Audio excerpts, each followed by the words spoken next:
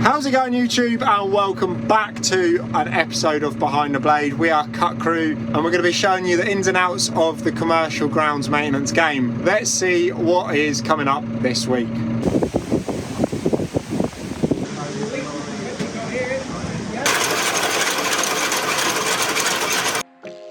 So we start our week off with the first cold morning of the year, and oh my god, we can tell it is here. So luckily the ground temperatures are looking to rapidly rise to around 10 to 15 today, so we can get started cutting the grass. Although it is a little bit dewy, with no sunlight, I'm using the GPS to get cracking. Just as I get going, the lads turn up and start getting the kit off to do all of their bits. I'm doing this mega slow just to make sure that all the grass unfolds itself and lays itself up, and as you can see, by the end of it, it's looking absolutely fantastic. At this point, the lads are running around doing all of the other bits on the school, and I run over to the other side to get the grass cut. They then join me to do the line marking and the exterior of this field, and that is site 2 of this school complex already completed. Right, that's the second site of this school done. It is freezing today, and I have not got any fans, including cold or hot, in the tractor, so that's definitely one of the first things I'm going to fix when we layer up for winter this year, because today is literally like a fridge in here. But anyway, now we're going to pop over to the third school site, get the tractor bits done, and the lads are going to have to do all the smaller bits as per usual, and we'll see how the day goes.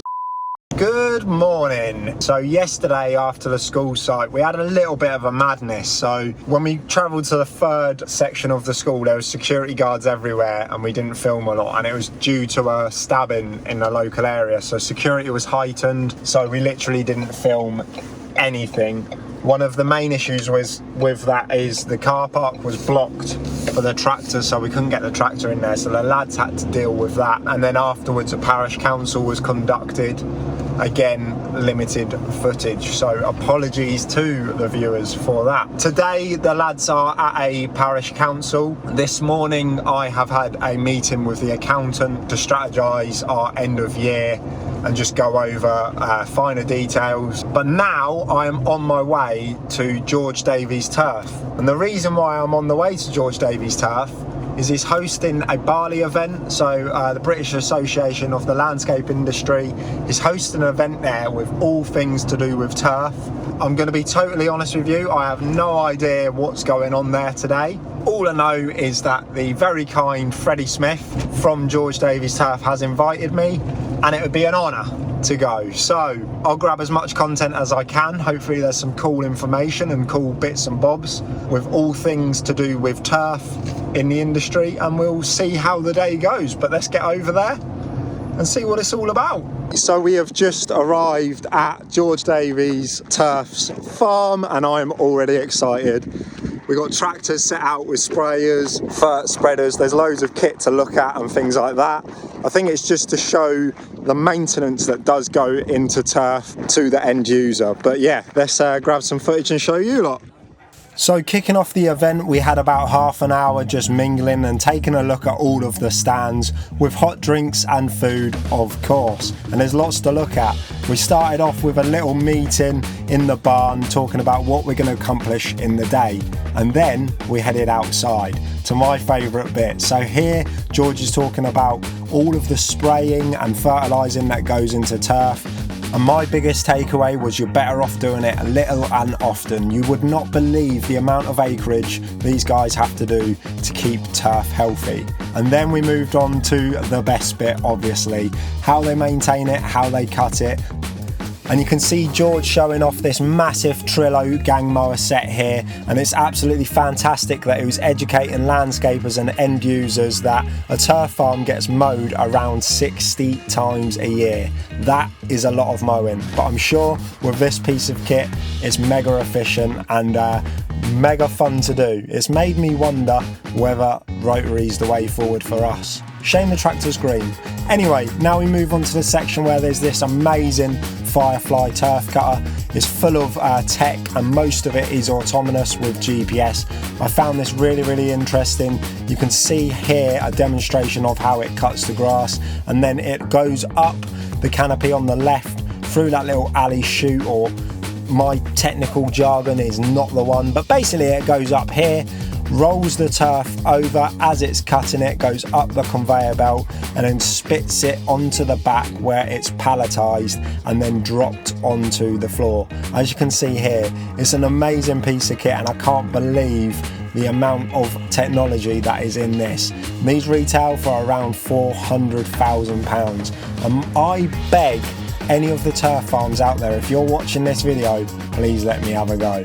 Now we move over to the wonderful Freddie Smith showing his operation of the forklift truck on the back of the George Davies turf wagon, and this is how they make sure that all of their customers get their turf delivered directly to where they want it, overall saving landscapers time, which is customer service that you couldn't ask any more of. Here they're running their 8-wheeled rigids, and I was shocked to hear the amount of money and miles that George spends on fuel in a week. It makes me feel disgusted.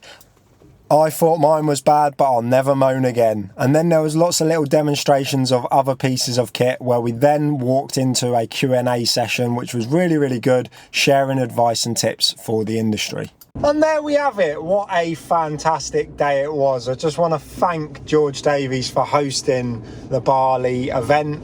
I learned a lot, got to network with lots of people within the industry, not only pick up potential work, but also offer and gain advice from a plethora of different other business owners within the industry. It's been really interesting day and well worth my time, and hopefully there's more events like this in the future. I'd recommend going onto the Bali website. We're not actually members of Bali, it's something that I am going to look into, but I definitely recommend going onto the Bali website and looking at local events in your area, just mainly for the insights that you can gain, tips and tricks, advice, and also the networking has been unbelievable.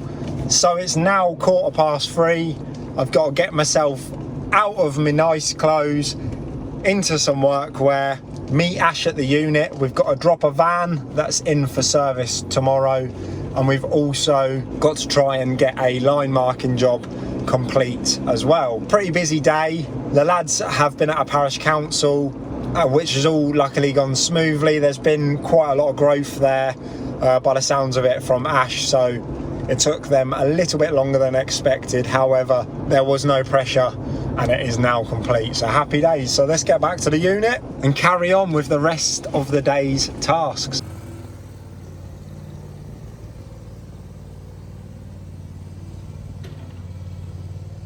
We are at the line marking job. Me and Ash dropped the van off. Another nightmare with that van. We dropped it off to the main dealer, and they basically turned around and said they couldn't do it because they couldn't have a... They basically turned around and said they couldn't do it because they didn't have a ramp big enough to lift the van. Mega annoying. This is the third time we've tried to book it in for a service without any luck. So annoying. Anyway, we're at the line marking job. Let's get this done. So like a rat up a drain pipe, as soon as we get there, Ash gets the trike off and starts marking. We've got 4 pitches to do here: a blue 9v9 inlay, another blue 9v9 inlay, one 11v11 in white, and another 11v11 in white. Once this is done, we can start heading back to the unit. We get packed up and head home. I thought I'd chuck this in there. It's currently around 10:30 when I'm doing this, and it's just me opening the laptop to catch up on all of my emails, invoices and quotes for the day. The side of business that you don't normally see on YouTube. Wednesday morning, and we are back at George Davies picking up some materials for the rest of the day. So we'll get sorted here and then crack on onto site.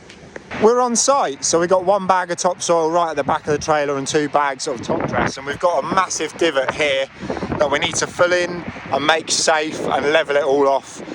Basically a massive rut. So just back the trailer right up to it. Gonna cut a slit in that beautiful George Davies bag, make a little letterbox, get most of it out with a shovel, and if we need to, we can just tip the trailer and get it out, but we'll get that done now. So we start off with the first hole, and we've been compacting this as we go. This is pretty much towards the end where we're just leveling it. I give it another compaction with the old twinkle toes just to ensure that it is fully compressed. But I can't wait to get the tractor over that to test it. We then get the trailer tipped, start on the second hole, which took the rest of the bag. This one was absolutely massive. We have no idea how these craters arrived, but we need to get them safe, ready for the use. There we have it. We've made 2 massive holes safe for the community of Milton Keynes. Now we can run over to the cricket square and start addressing the divots and levelling that off. So we start off with our sterilised top dress and we're just filling in all of the divots on the square. Now these are going to be getting a full refurb soon, so basically we're going to have nice loam going on top of this where we will then carry out our renovation works, which will include seeding, scarifying, aeration and some winter fertiliser. But for now we just want to protect the open ground. It's Thursday and today I am verti-draining. Got around 7.5 acres of verti-draining to do. We've got multiple pitches here at this sports complex, so let's get on with that. Whilst I'm over here, the lads are at Primark getting on top of all the wildflower banks and getting them down ready for the winter, and then they've got a residential lawn mow. So we can just skip over to the lads. They were using the Toro flail just to get all of the banked areas down. We only cut this area twice a year, but they've done a fantastic job getting it sorted. So I appreciate there's not been much content today, but I've just cracked on with it and managed to do it. It's around 3:30. I've had multiple requests for last minute line marking today as well, but the weather has not held off. So I'm going to have to let the customers know that that's not going to be happening. Because if we put the paint down, by tomorrow we're predicted storms, and by Saturday the lines won't be there anyway. So hopefully the weather turns Saturday and maybe I can get out in the morning and do it for them then. Now I've got a nice little 1 hour drive back to the unit in the tractor, get the verti-drainer off, get the Trimax back on, and that's me done for the day. So we'll see you tomorrow. It is Friday morning. Today we have had to move plans about because we've potentially got a lot of rainfall coming and a storm. At the moment it's not too bad, so we're currently on site, which is mainly just an office block, and the lads got here before me. I had a bit of a nightmare this morning and I've only just arrived, but they've only been on site about 10 minutes, so not too bad. The problem with this is we're gonna have to test and adjust with the day. The problem I face is if we go to the parish council and start it and then we get a storm, it's potentially been started but not completed, which then puts pressure on us doing it at the beginning of next week, which isn't viable. So what I may have to do is contact the client and let them know that it's going to be done halfway through or later to next week. It's the last cut anyway at that parish council scheduled for this year.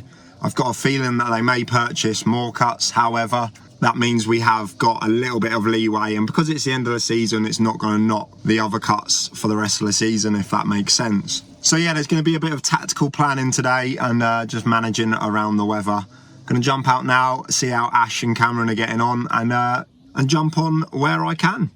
Had a little catch up with Ash and we're definitely going to hold the parish council off for today. We're going to spend so much time tidying up after ourselves, and yes, we probably can cut in the wet. Not the heavy rain, but it's only going to reduce the quality. The grass is going to lay over and we're not going to get the finish that we want, and we'll end up having to go back and sort bits out, so it's not worth it. The lads are still cracking on with the site. I've just repaired the van mirror, which is absolute daylight robbery. So Nissan, you need to sort your life out. Over 350 quid for a side mirror is ridiculous. I can get a bumper cheaper than that. Happy days. Hopefully Ash doesn't have another fight with a tree. So the heavens have now opened and we're on our way back to the unit to get that sorted out. Do you want to tell us what we're doing today then? Getting rid of the rubbish in the back unit. Clearing it all out, are we? Yeah. People have said that they want to see more of Ash, so... Woo. So, what an absolutely horrific day it has been weather-wise. Getting loads of customers calling us up, asking whether we can line mark in the morning. I'm like, there's literally no point. If anything, you should be cancelling your games in order to save the pitches ready for winter. If you're playing on tomorrow, you're probably going to absolutely ruin them for winter. So that would be my advice. It's too late because by the time this video comes out, you would have already played on them and ruined them. But anyway, managed to get loads of good stuff done today. We've tidied the unit up. gone over all the machinery, all the line markers have had their filters changed, so everything is good to go for the winter. We're back in a good place, all the machines have been looked at, happy days. Don't know whether we're going to work tomorrow, completely depends on the weather, but if we do, potentially line marking depending on how much rain we get today. Only going to have to test and adjust, wake up in the morning and make a decision. So let's see if I made that decision. So we never did work Saturday because it did not stop raining, but on my way home on Friday I saw an elderly couple that had managed to put themselves into a ditch. I'm guessing all the rain has brought that oil to the surface of the road, and this clip here is me dragging them out with the Ranger. I really do hope, they're probably not going to see this video, but if they do, I hope that their day got a little bit better, and well, you know, I'm glad that we could help them through it. Anyway, that's the end of this video, so click all of the stuff currently on screen and make sure you hit that subscribe. See you in the next one.